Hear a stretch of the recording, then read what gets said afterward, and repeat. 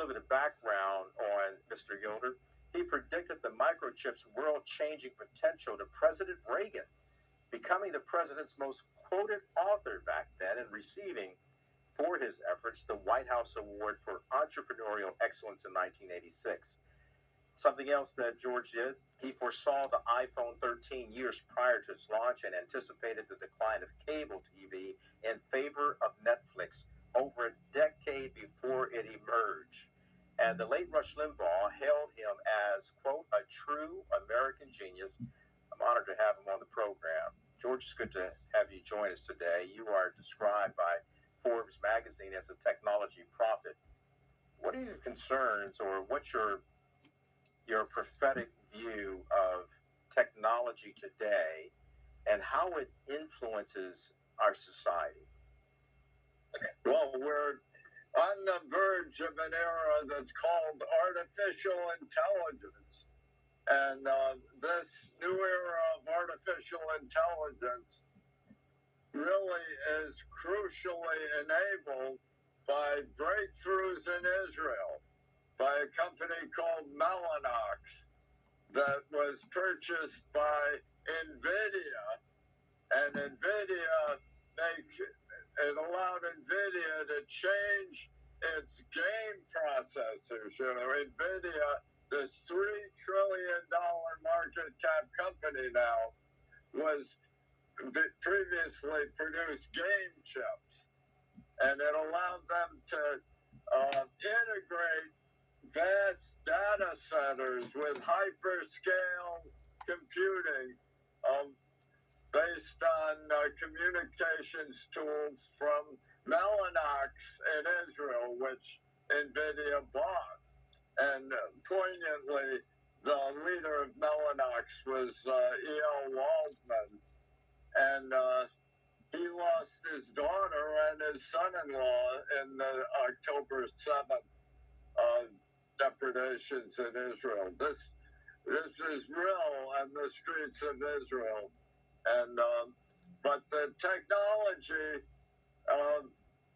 prevails and opens new opportunities in the United States and allows the United States to have 70% of global market cap of the corporations.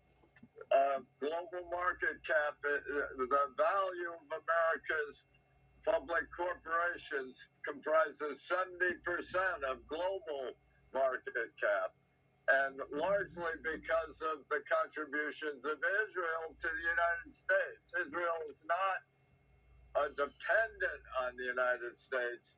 It actually endows the United States with great new possibilities and prospects.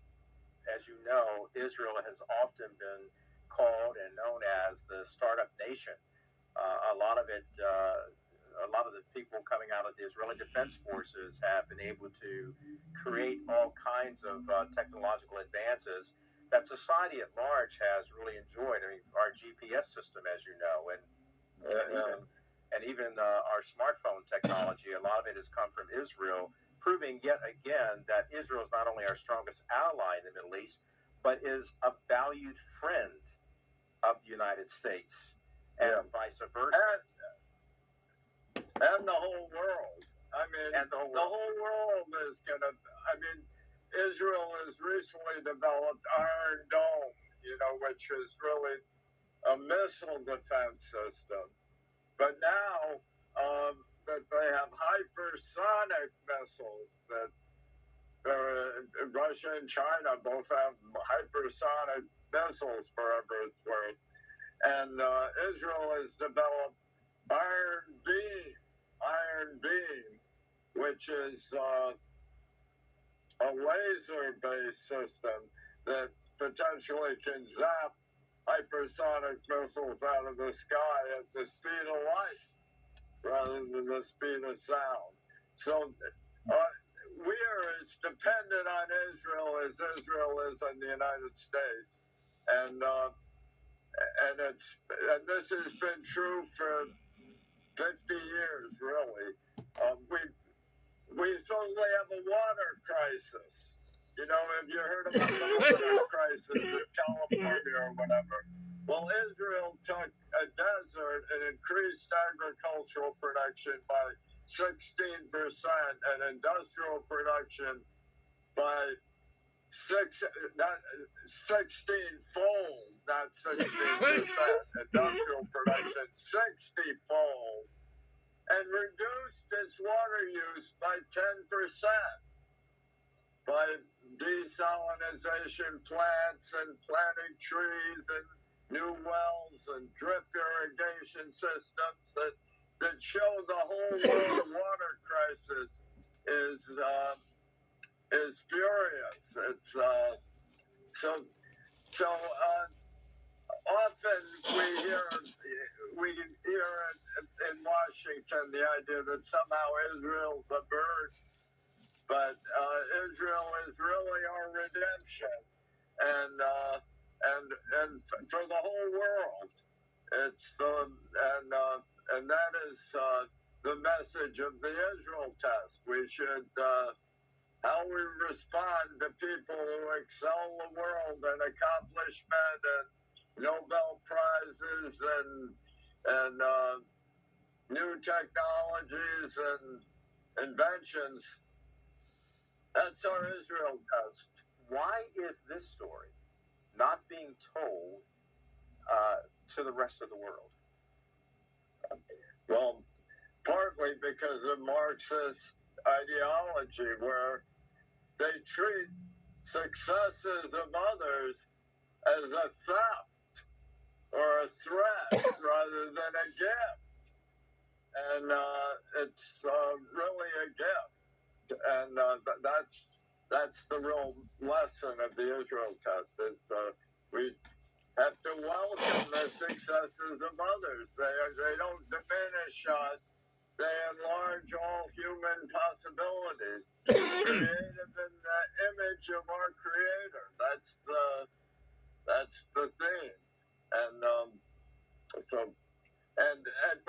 but shrewd investors in the United States understand this. Investment in Israeli startups has increased 38% in the last year. It's the fastest growing startup. Even during this war, the venture investments in Israel are up some 38%, higher than anywhere else in the world.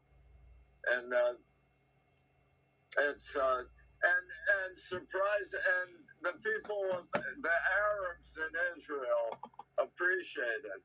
People predicted after October 7th that there'd be uprising among Arabs in Israel.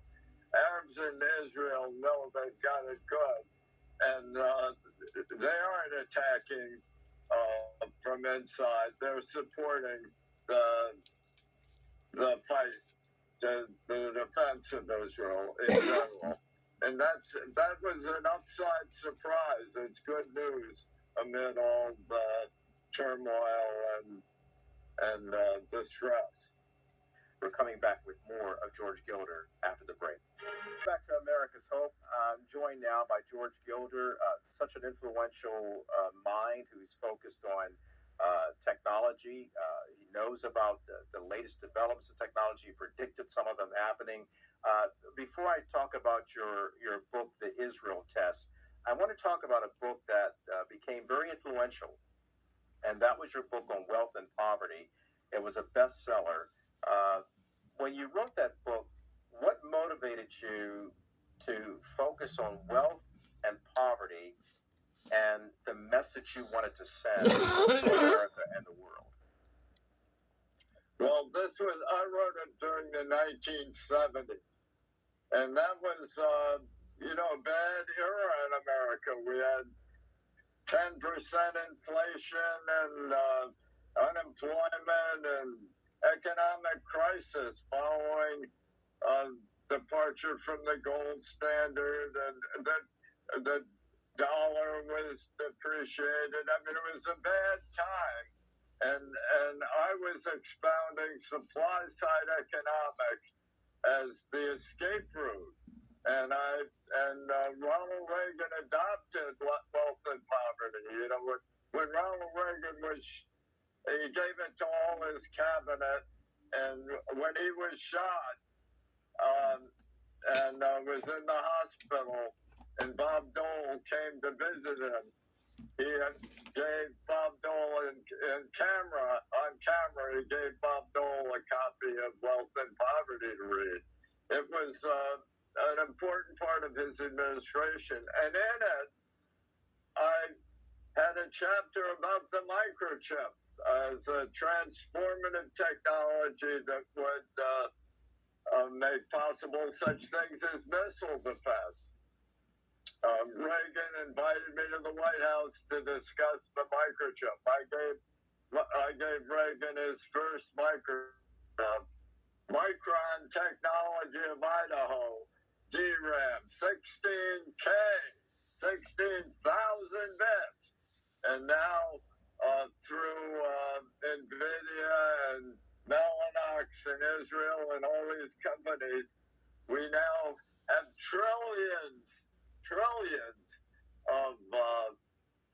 of parameters and tokens in a data center that can perform ChatGPT and all these AI, artificial intelligence advances. So we've come a long way, but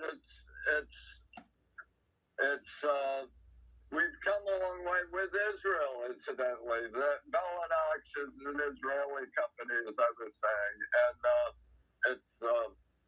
and we have a great future if we understand the creativity of human beings and the image of their creators. I celebrated it, Wealth and Poverty, and in Life After Television. I wrote that. and Life After Google, and now Life After NVIDIA, a whole new graphene age is. The reason why I wanted to go back to Wealth and Poverty is because it sets the tone for where we are today. That was a very traumatic time in our nation where we were really seeing a lot of differences going off the gold standard and creating the dollar under Nixon, and the rest is history, as they say. And so here we are now. We're in the middle of a very heated, divisive presidential campaign, as you know. We're more divided now along political lines, conservatives and liberals. And your technological prophecy for all of these countries and companies has always been able to ring true. I just got to ask you, with this advent of AI and the creation of AI, can that hurt our nation in terms of people using it for nefarious purposes to keep us further divided? Or can we use it, as you stated, as we are respecting our creator who created us, and then using AI for beneficial purposes for our society? Are you fearful that someone, something, or some organization will misuse this and abuse it to further divide the United States of America? Well, any technology, television, after all, could divide America or unify America.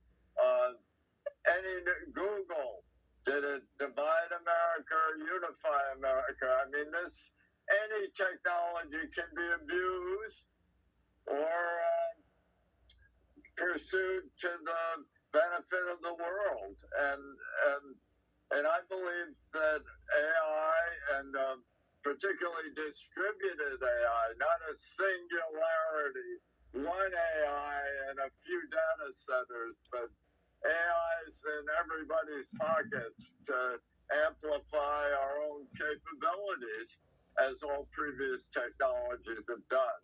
And I'm now working on the next generation after NVIDIA is based on graphene. That's a single layer of carbon atoms that switches 1,000 times faster than silicon does, and can create a whole new form of electronics. It's my new paradigm. And that's what, and Israel is at the heart of it, and that's why the Israel test remains relevant. This is more relevant than ever, and why money is pouring into Israel in the middle of the war. They still increased their investment last year more than any other country in the world. Their government investment. So they're good. There are good things happening. There's a lot of trouble, and there's always a lot of trouble and pain in the world. But we also have the upside surprises that come from creativity and the image of our Creator. And so your latest book, it addresses this, and for people to get a hold of it, where can they go to get your latest book? Well, Amazon, or you can ask your bookstore. Amazon, though, has the new edition. You should look for the new edition, the Israel Test, How Israel's Genius Enriches and Challenges the World, the Israel Test. So, George, let me ask you then, based on all that you've done throughout your life, which has been very notable, and many people have studied what you've written and what you've predicted. Based on everything that you're compiling right now and looking to the future, what is your hope for the future of America and Israel and the world?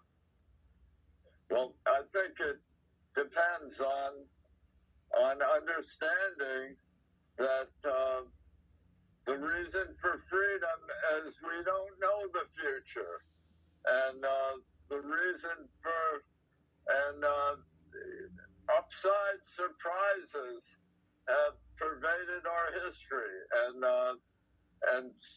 I believe that these new technologies, intersecting, converging, AI and graphene, this miracle material that's 200 times stronger than steel, 1,000 times more conductive than copper, that is as flexible as rubber.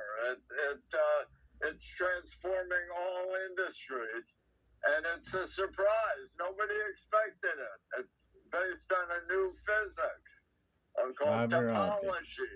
It's and this is an upside surprise. And if we maintain our freedoms, we will benefit from upside surprises, and including from Israel, which has provided more than any other country over the last really millennia. And I think we should our Judeo-Christian culture lends moral structure that allows excellence to prevail and provide opportunities for all. George Yoder, I want to thank you for stopping by to talk to us on America's Hope, and you are one of America's foremost experts on technology's future and its societal impact, and certainly you've impacted a lot of people with some of your books and so much of your insight and knowledge of what's going on. I appreciate you being on America's Hope. Thank you. Thank you so much, Kelly. I appreciate being on it too. Thank you. We're back with more in just a moment.